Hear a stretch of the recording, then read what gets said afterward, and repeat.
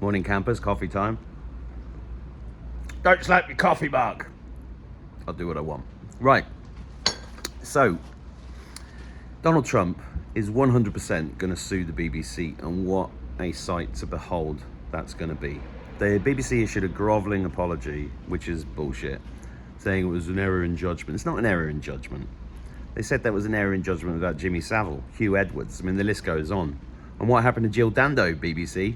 That's all I'm saying.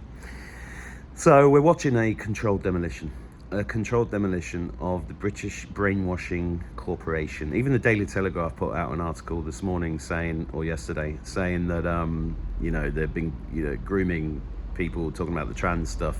You're watching a controlled demolition, and it's beautiful. It's beautiful because the BBC is guilty of crimes against children, crimes against humanity. It's even been siphoning money off of the US aid, right? So it's not only been funded by British taxpayers and British license payers, which is completely illegal. It's, it's such a con to pay for your own brainwashing. What? Would you like to pay for your own brainwashing? No, not really. Well, if you don't, you're going to go to prison, and here's a van coming down the road with a big thing on top that tells me if you were watching telly. That was what they used to put on the TV in the 70s and 80s. Do you remember that advert? The van coming down, big grey van, well, it might be in white, going down the road with a beep, beep, beep, beep, beep, beep, beep, beep, beep. Even as a kid, I remember going, oh, Mum, we got to pay the TV licence, we'll go to prison. Fuck the BBC. Fuck the BBC and all those satanic Marxist wankers that work there, right? Oh, my God. It's going to be so beautiful to see it go down. And it had to be this way because, the way that it's being done is in such a way that people can't argue with it.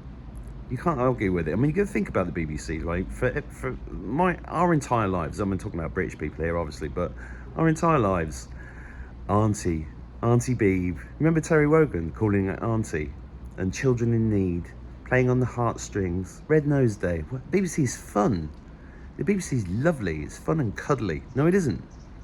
It's evil beyond belief. Look at the statue on the side of the BBC that Eric Gill, the famous paedophile, that not only raped his own daughters, but his own dog. And then, an amazing man, I don't know his name, but an amazing guy climbed up there and started to chip it down, tried to break it down about four years ago. What did the BBC do? Repaired it. Come on. It has to go down, and it had to be this way. If they, Trump's been calling mainstream media fake news, you're fake news. He's been calling it fake news for 9 years now. And do you think the message just got home? Well, you'd think so, but millions of people still sit there like that, watching EastEnders and all that other mind control bullshit the BBC put out. The BBC is the most disgusting organisation, apart from the government. Well, it's part of the same thing in the world. It's beyond belief how violent. If Jimmy Savile wasn't enough to make you switch off the TV, do you remember Why Don't You? It was a kids program in the 70s, and how did the theme song go? Why don't you switch off the television set and go do something less boring instead? That's why it got cancelled, because we all went outside. Anyway, fuck the BBC, defund the BBC, bring it down fast, Trump, please. It's a beautiful way to do it. Beautiful way to bring down the BBC. Fake news, you're fake news. I'm loving it. And, in the middle of all the madness, you've got to enjoy these little victories, because you are going to see the BBC go down, mark my words. And not only that, you've got police commissioners being disappearing.